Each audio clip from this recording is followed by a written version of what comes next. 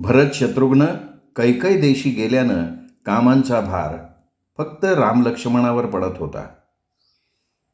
राजा दशरथ जरा थकले होते. अयोध्येचा राज्यविस्तार अतिप्रचंड होता. सगळ्या राज्यातल्या अडचणी ऐकून घेणं आणि त्याचं निवारण हेही एक मोठं काम होतं. लक्ष्मणाशी बोलायला उर्मिलेला वेळच मिळत नव्हता. इकडे कीर्ती आणि मांडवी देखील नसल्यानं तीनही सासूमांची सेवा, मंदिरातली पूजेची व्यवस्था, भोजन कक्षातली व्यवस्था अशी कामं सीता आणि उर्मिलेवर आलेली होती. त्यांचं दुपारच्या अंगणात खेळणं, उर्मिलेच्या गच्चीवर भेटणं हे देखील कमी झालं होतं. दुपारच्या भोजनानंतर प्रासादाच्या अंतर्भागात सामसूम होत असे. पहाटे उठलेलं स्त्रियांचं जग दुपारी जरा वामकुक्षी घेत असे. दासी वर्गालाही तेव्हा थोडा आराम मिळायचा. वृक्षांवरचे पक्षीसुद्धा दुपारच्या उन्हाच्या वेळी कलकल करत नसत. उर्मिलेला मुळातच फार विश्रांतीची सवय नव्हती. आता देखील भोजनानंतर जरा चित्र काढायला बसावं असं उर्मिलेला वाटलं. ही निवांत वेळ तिला फार आवडायची असं नव्हतं, पण सासूरवाशीण उर्मिलेला तिच्या छंदासाठी दुसरी योग्य वेळ साधत नव्हती. सासूरवाशीण? उर्मिलेला स्वतःचंच हसू आलं. आपण बदलत चाललोय का काय? मंद हसत तिने तिच्या भव्य दालना शेजारच्या चित्रशाळेवरचा तलम पडदा दूर केला. उर्मिलेनं तिची चित्रशाळा तिच्या दालनाजवळच स्थापली होती. भले मोठे चित्रफलक, भोवती रंगांचा पसारा, कुंचले, कोळसा, भुर्जपत्राचे ताव, धनूनं सगळं मांडून ठेवलेलं असायचं. उर्मिलेनं हंस पक्ष्यांच्या जलविहाराचे चित्र काढायला सुरुवात केली. कोळशानं बाह्यरेषा चितारून झाल्या. उर्मिला आता जलाशयातलं पाणी रंगवत होती. त्या पाण्याच्या निळाईनं तिलाही वेढून टाकलं होतं. कुंचला मध्येच पाण्यात बुडवून स्वच्छ करून ती जलाशयावर उठलेल्या लाटा नाजूक हातानं रंगवू लागली. रंगांच्या लहरींबरोबर ती गुणगुणत होती. टळटळीत दुपारी त्या निळाईनं तिला विलक्षण शीतल वाटत होतं. कुठलाही कलाकार त्याच्या अंतरंगातले भावच त्याच्या कलेत ओतत असतो. कला म्हणजे त्या कलाकारानं त्याच्या दृष्टीनं पाहिलेलं एक जग असतं. त्याला ते जग जसं दिसतं तसं ते तो कलाकार अभिव्यक्त करत असतो. उर्मिलेतल्या चित्रकाराची भावसमाधी लागली होती. इतक्यात धनू तिला शोधत आत आली. लवून नमस्कार करून उभी राहिली आणि जरा वेळ घुटमळली. चित्रातल्या जळानं वेढलेल्या उर्मिलेला तिची चाहूल लागली नाही. शेवटी धनूनं घसा खाकरून उर्मिलेची तंद्री भंग केली. ती घाईघाईनं सांगू लागली. धनू इतकी गडबडीनं सांगत होती की जणू काही आत्ता ती बोलली नाही तर ती निरोपच विसरली असती. क्षमा असावी राजकन्ये. मी एरवी आपली साधना भंग केली नसती, परंतु उद्या म्हणे राजपुत्र रामांचा राज्याभिषेक आहे. चल ग, काहीतरी काय. उद्या राज्याभिषेक असा तातडीने असतो का? ते काय युद्ध आहे तात्काळ खेळायला? उर्मिलेनं मानेला एक नाजूक झोका दिला आणि पुन्हा कुंचला निळ्या रंगात बुडवला. मी तोच निरोप आणलाय राजकन्ये. धनू पुढे काहीतरी सांगू पाहत होती. उर्मिलेनी तिचं वाक्य तोडलं.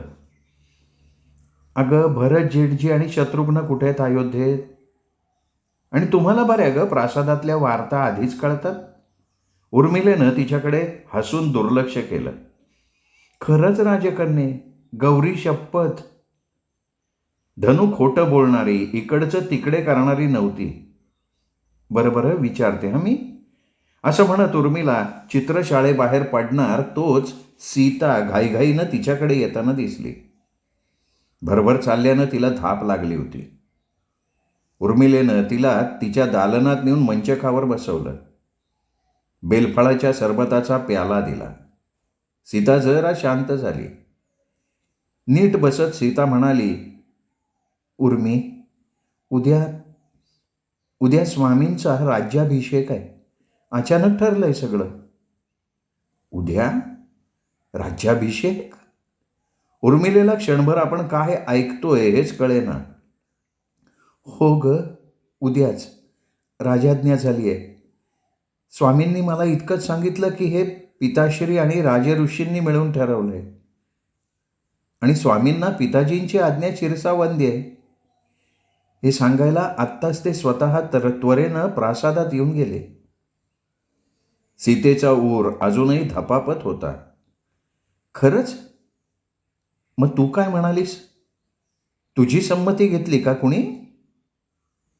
उर्मिलेच्या भोवयांची धनुष्य अजूनही ताणलेली होती. स्वामींनी इतक्या घाईत स्वतः येऊन शुभवार्ता दिली हेच विशेष नाही का? माझी संमती कशाला? सीतेने निरागसपणे विचारलं. कशाला म्हणजे? महाराज्ञी होणार ना तू जीजी? मग? उर्मिलेला हे खटकलं होतं. चल ग, हे राज्ञी वगैरे मनातही नाही आलं माझ्या. उर्मी, आज संध्याकाळपासून गोपूजन, सीमांतपूजन, ऋषींचं मधुपर्क असे विधी सुरू होत आहेत. मला उपवास ठेवायला सांगितलंय. चंदन, अगरू, केशर यांची उटी लावून आज दिवसभर वावरायचं. आज मौनव्रत करायचं. केसांना घृत लावायचं. फक्त रेशमी वस्त्राला हात लावायचा, रेशमी वस्त्र नेसायचं, रेशमावर झोपायचं. अशी मोठी जंत्री आत्ता जाबाली ऋषी देऊन गेले. अपवित्रक शरीर आणि मनात शिरायला नकोत म्हणून ही व्यवस्था आहे असं म्हणाले. असेच काही विधिनिषेध स्वामींनीही पाळायचेत. मला तुझं सहाय्य लागेल उर्मी. उद्या ब्राह्ममुहूर्ताच्या आधी मंगलविधी सुरू होणार आहेत. अचानक आलेल्या जबाबदारीनं सीता गोंधळून गेली होती. उर्मिला तिला म्हणाली, जीजी, मी आहे तुला सहाय्य करायला. धनु, बेला सुद्धा आहेत. तुझी सेविका ललिता आहे. पण मला एक कळत नाही आहे, हे सगळं असं अचानक कसं काय ठरलं आणि का?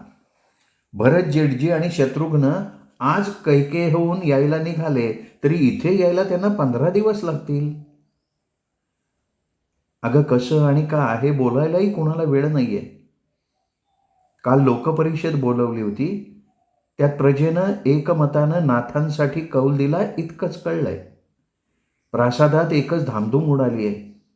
मी इकडे येत होते तेव्हा सौधात फुलांच्या माळा लावायचं कामही सुरू झालंय. माझ्या हृदयात उगीच धडधडत आहे. तात आणि मा सुद्धा या सोहळ्याला येऊ शकणार नाहीयेत. इतकं अचानक घडतंय सगळं.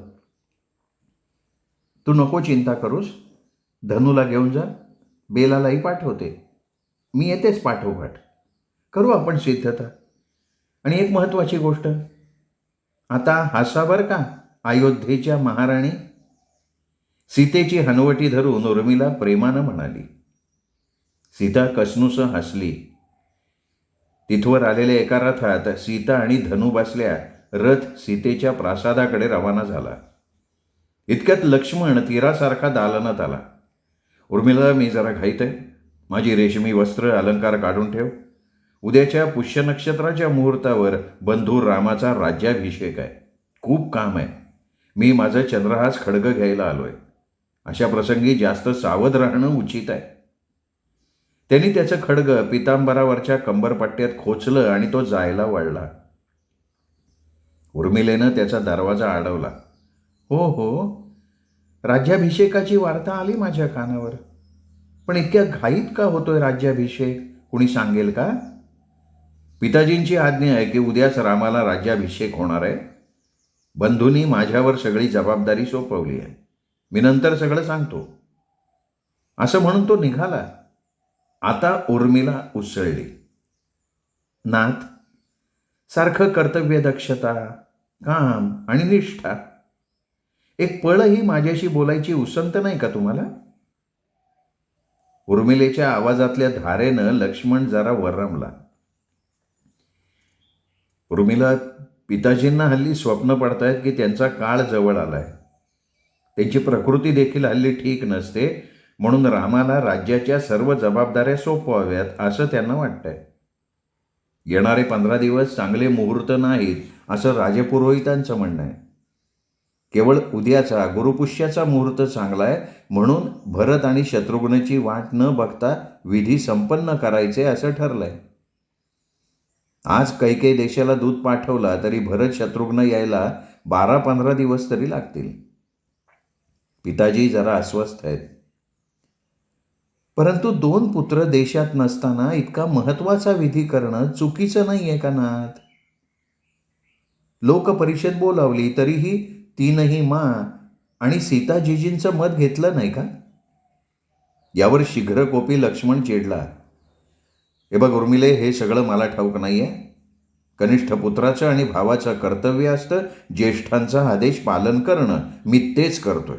आता माझी वाट सोड, खूप कामं खोळंबलेली आहेत. उर्मिला त्याच्या वाटेतून बाजूला झाली. लक्ष्मण वाऱ्याच्या वेगानं घोड्यावरनं मुख्य राज्यसभेच्या इमारतीकडे निघून गेला. तिने गवाक्षातनं वाकून बघितलं. सेवक यांत्रिकपणे भरभर कामं करत होते. काही दासी लगबगीनं राजसभेच्या दिशेनं जात होत्या. लक्ष्मण तणावाखाली, सीता गोंधळलेली, पिताश्री आजारी. म्हणून तर राज्याभिषेकाचा आनंद वातावरणात भिनलेला नाहीये का? तिच्या मनात आलं. पायात हरणाच्या कातड्याचे मृदू चढाव चढवून ती सीतेच्या प्रासादाकडे निघाली. जाताना कौशल्यामांच्या प्रासादात डोकवावं म्हणून आधी तिने रथ डावीकडनं घ्यायला सांगितला. खरं तर कौशल्यामांना राज्याभिषेकाविषयी आधीपासून काही सूचना मिळाली होती का हे तिला जाणून घ्यायचं होतं. कौशल्यामा उद्याच्या समारंभासाठी महावस्त्र निवडत होत्या. तिला बघून त्यांना आनंद झाला. उर्मिले, ये, बरं झालं आलीस. उद्याच्या शुभवेळेला यापैकी कुठलं महावस्त्र नेसावं सांग बरं. जेव्हापासून मी ऐकलंय की उद्या माझ्या रामाचा राज्याभिषेक आहे तेव्हापासून या सगळ्या महावस्त्रांचे रंग माझ्या आनंदापुढे फिके झालेत. माझा राम राजा होण्यासाठी पात्र आहेच. तो पराक्रमी आहे, प्रजाजनांचा लाडका आहे. हे कधीतरी होणारच होतं, पण हे अचानक घडतंय म्हणून काहीच सुचेनासं झालंय. अगं बघ ना, कुठलं महावस्त्र नेसू? उद्या मी राजमाता होणार आहे. राजमाता, अयोध्येची राजमाता. शेवटची वाक्य उच्चारताना त्या हरखून गेल्या होत्या. वातावरणातली हरवलेली आनंदाची लकेर कौशल्यामांच्या प्रासादात उर्मिलेच्या अंगावर वाऱ्याच्या झुळकीसारखी आली. उर्मिलेला प्रसन्न वाटलं. त्यांच्याशी झालेल्या वार्तालापात तिला कळलं की कौशल्यामांना देखील कुणीच काहीच विचारलं नव्हतं.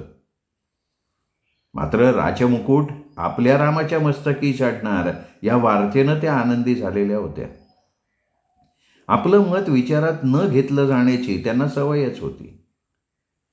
उर्मिलेनं कौशल्यामांना मंगलविधी प्रसंगीची अनेक महावस्त्र, त्यावर शोभणारे अलंकार असं वेगवेगळं काढून दिलं. मांना नमस्कार करून ती निघाली. तिला लगेच सीतेकडे पोचायला हवं होतं. ती परत रथात बसली. रथ तिने रामाच्या प्रासादाकडे घ्यायला सांगितला. ती मनाशी विचार करत होती. कौशल्यामाने सीतेची सिद्धता झाली का असं विचारलं देखील नाही. इतर राण्यांची आणि माझी चौकशी तर दूरच राहिली. राम जेठजी राजा होणार याचा कौशल्यामांना जास्त आनंद झालाय का त्या राजमाता होणार याचा? तेवढ्यात रथ सीतेच्या प्रासादासमोर थांबला. उर्मिलेनं मनातले विचारही झटकून टाकले. सीतेनं बागेत लावलेल्या लाल चुटूक वेलगुलाबांनी तिचं स्वागत केलं. प्रसन्न चित्त वृत्तीनं सीतेला मदत करायला ती तिच्या प्रासादात शिरली. संध्याकाळचे विधी सुरू झाले. राम सीता दृष्ट लागण्याजोगे दिसत होते. राजा दशरथ आणि कौशल्या राणी कृतकृत्य होऊन पाहत होते. कौशल्या राणींच्या हालचालीत विशेष डौल आणि अधिकार आला होता. रामाचा राज्याभिषेक झाल्यावर कौशल्या राणींचा राजमाता म्हणून शपथविधी व्हायचा होता. सुमित्रा राणी, उर्मिला हवं नको बघत होत्या. कैकेयी राणी अजून पोचल्या नव्हत्या. जरासा ज्वर आल्यानं त्या आराम करतायत अशी सूचना त्यांच्या दासीनं दिली. राज्यसभा एखाद्या नववधूसारखी शृंगारली होती. एका रात्रीत तिचा कायापालट करणाऱ्या कारागिरांना उर्मिलेनं मनोमन शाब्बासकी दिली. लाल मखमलीचे पडदे, सुवर्णजडित आसनं, झेंडू, चमेली, चंपक अशा फुलांची सजावट यांनी राजसभा साजरी झाली होती. सर्वत्र रंगीबेरंगी गालिचे अंथरले होते. आम्रपालवाची तोरणं वातावरण मंगल करत होती. पूजास्थळावर सुवर्णजडित मंगल कलश ठेवले होते. सोन्या रुपयाची तबकं, हरिद्रा, कुंकुम, गंध, अक्षतांनी सज्ज होती. लामण दिवे मंद प्रकाश देत होते. सुवासिक फुलांचा दरवळ वातावरण प्रसन्न करत होता. भावी राजासाठी सप्तनद्यातलं जल आणलं होतं. ऋषींनी आणि राजपुरोहितांनी यज्ञाची सिद्धता केली होती. राज्यात आनंदाची लाट उठली होती. लोकांनी उत्स्फूर्तपणे घरांवर गुढ्या तोरणं उभारली होती. रस्त्यांवर रांगोळ्या घातल्या होत्या. नवी वस्त्र लिहून प्रजाजन नटले होते. विनयशील, पराक्रमी, सात्विक प्रवृत्तीचा राम अयोध्येचा लाडका होता. तो राजा होणार म्हणून सगळे अयोध्या जणू आनंदली होती. संध्याकाळी भावी राजा आणि राणीच्या हस्ते गोदान, ताम्रदान सुरू झालं. राजानं सर्वप्रथम दानी असलं पाहिजे. आपलं ते दुसऱ्याला देता आलं पाहिजे. राजानं भोगी नसावं, त्यागी असावं याचा वस्तुपाठ देणारे ते विधी होते. राम सीता विलक्षण तेजस्वी दिसत होते. दोघांच्या चेहऱ्यावर जराही अहंकार नव्हता. अतिशय विनयानं दोघं वागत होते. दोघांची निर्मिती जणू एकमेकांसाठी झाली असावी अशी त्यांची जोडी दिसत होती. जिजीला सगळ्या प्रसंगामध्ये स्थितप्रज्ञ राहणं कसं जमतं? उर्मिलेला मनोमन तिचं कौतुक वाटलं. पुन्हा एकदा तिला मा आणि तातांची आठवण आली. दोघांचा ऊर आज अभिमानानं फुलून आला असता तिला वाटून गेलं. संध्याकाळचे मंगलविधी संपल्यावर राम सीता प्रासादाकडे गेले. त्यांना दुसऱ्या दिवशी सकाळी सप्त नद्यांच्या जलानं मंगलस्नान करून लवकर तयार राहायचं होतं. प्रातःकाळी राज्याभिषेकाचे विधी सुरू होणार होते. माध्यान्ह व्हायच्या आत राज्याभिषेक पूर्ण व्हायला हवा होता. उर्मिलेलाही लवकर उठावं लागणार होतं. लक्ष्मण दिवसभर तिच्या नजरेला पडला नव्हता, इतका तो कामात गुंतला होता. रात्री उर्मिलेनं नव्यानं सुरू केलेल्या राम राज्याभिषेकाच्या चित्रापाशी त्यांची चुटपुटती भेट झाली. दुसऱ्या दिवशी ब्रह्ममुहूर्तावर वाद्यवादन, मंगलाचरण सुरू झालं. ऋषींच्या पाद्यपूजनाचा विधी सुरू झाला. अचानक एक दासी धावत आली. तिने राजा दशरथांना काहीतरी सांगितलं. राजांच्या कपाळावरच्या चिंतेच्या ठळक रेषा उर्मिलेच्या नजरेतनं सुटल्या नाहीत. राजन उठले आणि रथातून रवाना झाले. थोड्याच वेळात मुख्य प्रासादातल्या विधिमंडपात राजा दशरथांचा निरोप आला. विधी थांबवा. महाराज दशरथांनी युवराज राम आणि सीतादेवींना कैकेयी माँच्या प्रासादात बोलवलंय. ही राजाज्ञा आहे. उर्मिलेच्या मनात शंकेची पालचूक चुकली. केवळ रामजेठजी आणि सीतेला पाचारण केलं, कौशल्य महाराणींना का नाही? उर्मिलेच्या मनात वीज चमकली. राज्याभिषेक विधी थांबले. राम तत्परतेनं सीतेला घेऊन निघाले. काही वेळ काय करावं हे कुणालाच सुचेना. कौशल्या राणींचा जीव थाऱ्यावर नव्हता. काही क्षणापूर्वी आनंदानं उजळून निघालेली त्यांची चर्या काळवंडली. कैकेयी राणींचं तिथे अनुपस्थित असणं, त्यांनी राज्याभिषेकाच्या सोहळ्यातून महाराजांना बोलवून घेणं, कैकेयी राणींचा स्वभाव, या सगळ्याची कौशल्या राणींनी मनातल्या मनात सांगड घातली. त्या सिंहासनावरून उतरून तरातरा चालायला लागल्या. त्या जणू महाराजांना भेटायला अधीर झाल्या होत्या. त्यांनी उर्मिला आणि लक्ष्मणाला त्यांना कैकेयी राणींच्या प्रासादात घेऊन चालण्याची आज्ञा केली. राम सीतेच्या मागोमाग कौशल्या मांना घेऊन लक्ष्मण आणि उर्मिला कैकेयी राणींच्या प्रासादात पोचले. त्या अप्रतिम सुंदर प्रासादात भीषण शांतता होती. एका सेवकानं त्यांना क्रोधागार दालनाकडे जाण्याचा संकेत केला. क्रोधागार दालनात कैकेयी राणी साध्या साडीत जमिनीवर पडून शोक करत होत्या. त्यांचे अलंकार इतस्ततः विखुरले होते. त्यांचा मुक्त केशसंभार जमिनीवर पसरला होता आणि त्यांचे डोळे रडून लाल झाले होते. राजा दशरथ मंचकावर डोक्याला हात लावून बसले होते. त्यांचा राजमुकुट बाजूला अनाथ होऊन पडला होता. ते दुःखानं उद्गारले, युवराज राम, माझ्या लाडक्या, मी तुला राजा झालेला बघू शकणार नाही. पळभर आपण हे काय ऐकतोय हेच कोणाला कळेना. राजा दशरथ पुन्हा उद्गारले, राणी कैकेयीला 100 झालेल्या युद्धात पराक्रम गाजवल्यावर मी 2 वर दिले होते. ते 2 वर तिने याआधी कधीच मागितले नव्हते. ते मी आत्ता द्यावेत अशी तिची इच्छा आहे. तिने जे मागितलंय त्याचा उच्चार केला तरी माझी जीभ वेटाळेल. कैकेयी राणी नागिणीसारख्या फुतकारल्या, मला काही वर्षांपूर्वी माझ्या पतीने 2 वर दिले होते जे मी कधीच मागितले नाहीत. आज मी माझ्या इच्छापूर्तीसाठी ते मागून घेतेय. तो माझा हक्क आहे. कोणते वर? चिंतातूर होऊन कौशल्या राणींनी विचारलं. पहिला वर, माझा भरत राजा होईल. आणि दुसरा वर, रामानं आजपासून 14 वर्ष दंडकारण्यात ऋषीसारखं जीवन व्यतीत करावं.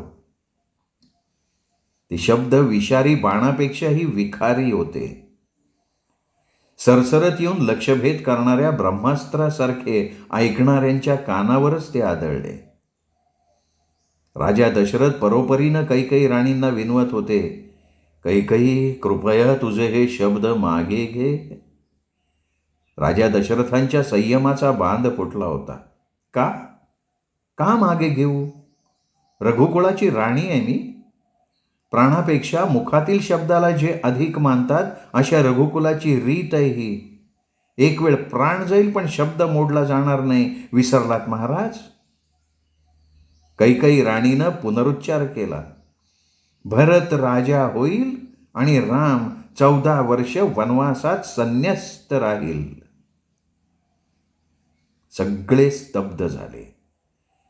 2 पळ जणू पृथ्वी फिरायची थांबली. वायुमंडळ स्तब्ध झालं. जलप्रवाह थांबले. कौशल्या राणीच्या आक्रोशानं सगळे भानावर आले. चांडाळणी, चांडाळणी, माझा पती माझ्यापासून हिरावून घेतलास तेवढ्यानं तुझं समाधान झालं नाही. आता माझ्या रामाचा अधिकार काढून घेतलास. राम ज्येष्ठ पुत्र आहे, अयोध्येच्या सिंहासनाचा वारस आहे. ते मी कुठे नाकारतेय? मी केवळ अयोध्येच्या महाराजांना त्यांनी माझ्या पिताश्रींना दिलेल्या वचनांची आठवण करून देतेय. माझे वर मी आज मागून घेतेय. हे वर माझ्या युद्धभूमीवर गाजवलेल्या शौर्याचं पारितोषिक आहेत, भिक्षा नव्हे. तसा तर राम माझाही पुत्र आहेच की.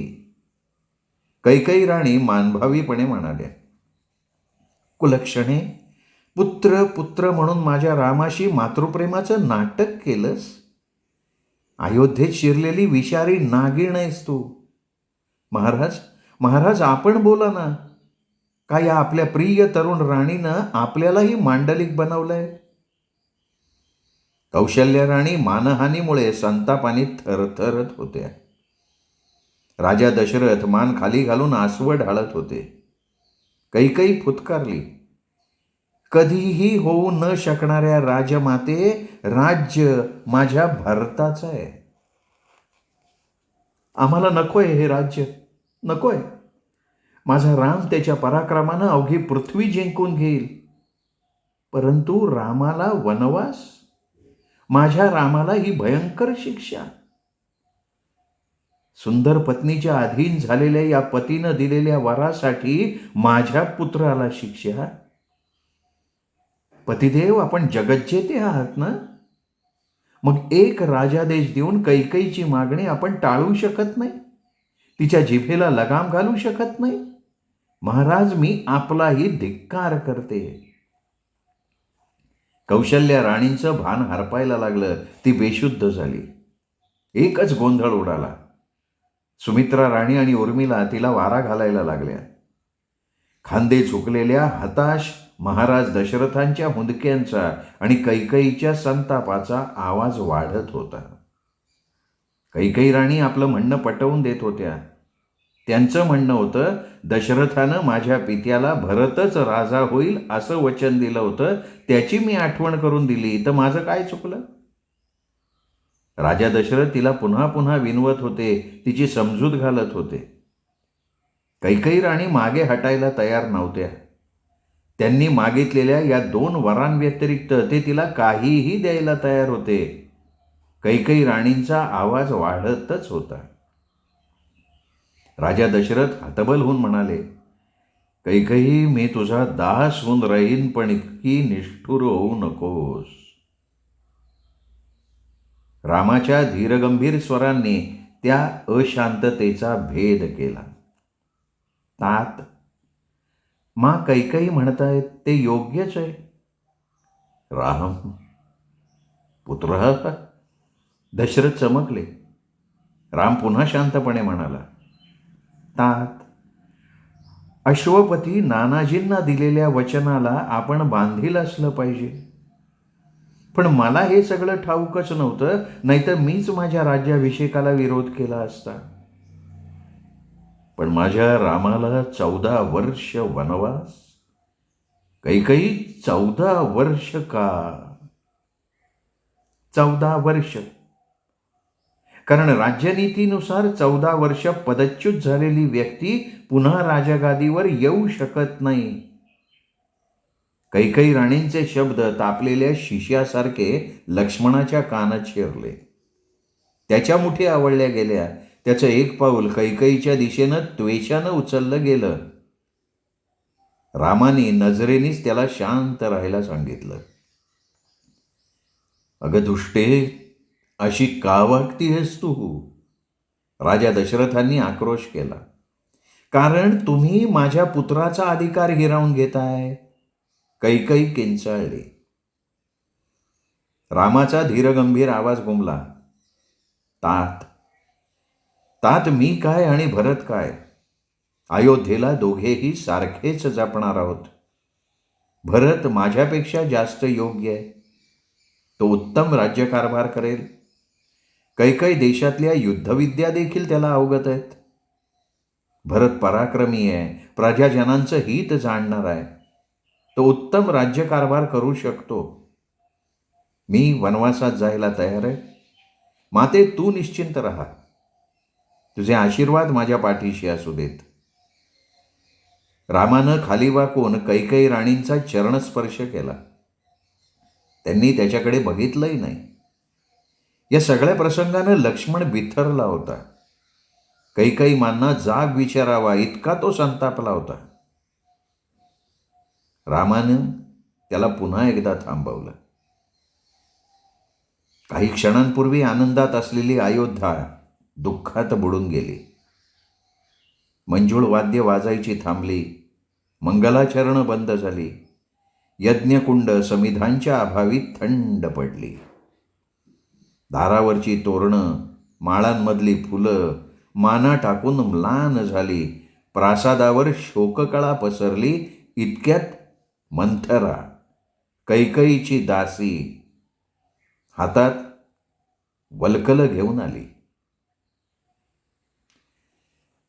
श्रोते हो, तुम्ही ऐकताय स्मिता दातार लिखित अयोध्येची उर्मिला ही कादंबरी. आजचा हा 6वा भाग इथे संपला. 7वा भाग ऐकण्यासाठी उद्या भेटूया दीपक रेगे कथाकथन चॅनलवर. नमस्कार श्रोते हो.